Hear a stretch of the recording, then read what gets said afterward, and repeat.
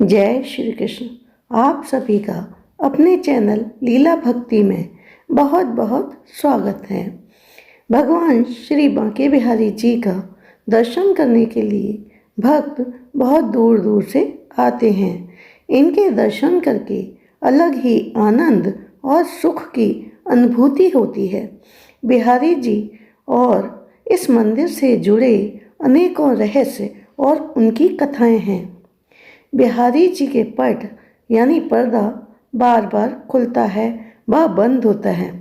बिहारी जी के मंदिर में कभी घंटा या शंख नहीं बजता या बिहारी जी की मंगला आरती क्यों नहीं होती आदि। बिहारी जी का प्राकट्य कब और कैसे हुआ, आज हम इसी की चर्चा करेंगे। सन 1864 में स्वामी श्री हरिदास जी द्वारा भगवान का प्राकट्य हुआ। स्वामी जी भगवान के अनन्य भक्त थे।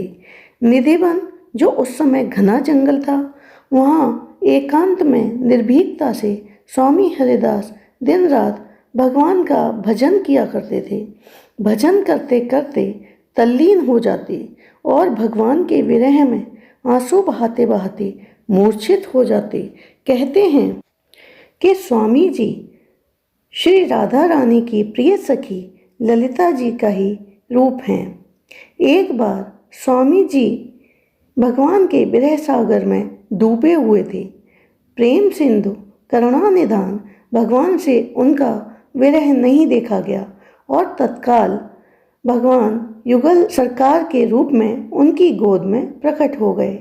मनोहर मुस्कान, घुंघराले केश, मणियों से मंडित दिव्य मुकुट, कानों में कुंडल, ऐसी मनोहरणी चितवन थी और पीतांबर अंगों पर झलक रहा था। वनमाला चरणों तक लटक रही थी। महात्मा जी ऐसी रूप माधुरी देखकर अपना होश खो बैठे।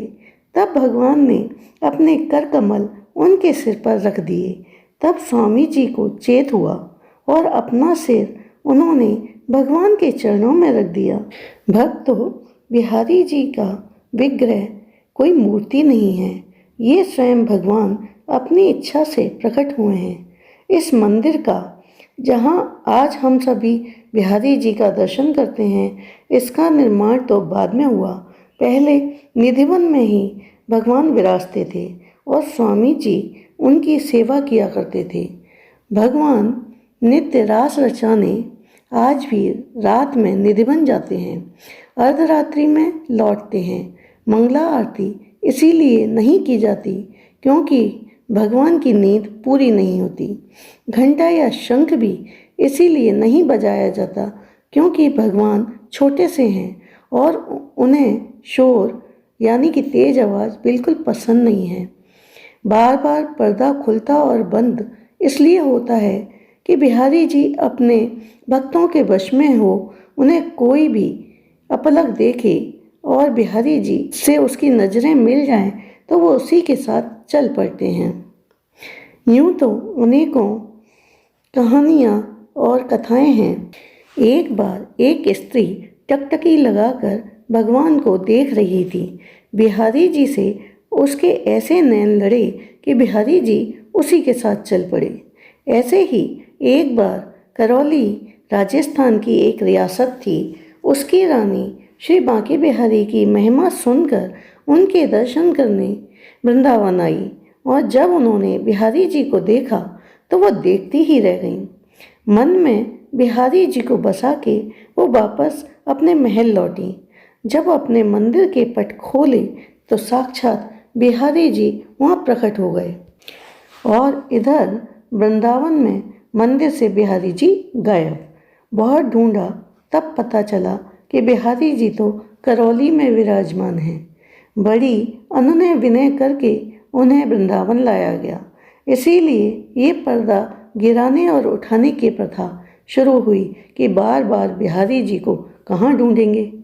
आप जब भी बिहारी जी के दर्शन करें तो नेत्र बंद करके नहीं बल्कि नेत्र खोलकर करें। बिहारी जी में राधा और कृष्ण दोनों की छवि समाहित है।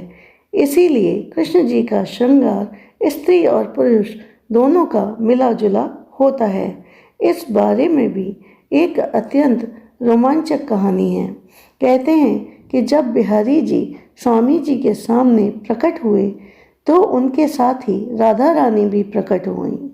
स्वामी जी संकोच में पड़ गए क्योंकि उनके पास मात्र एक जोड़ी वस्त्र ही थे बिहारी जी को पहनाने के लिए।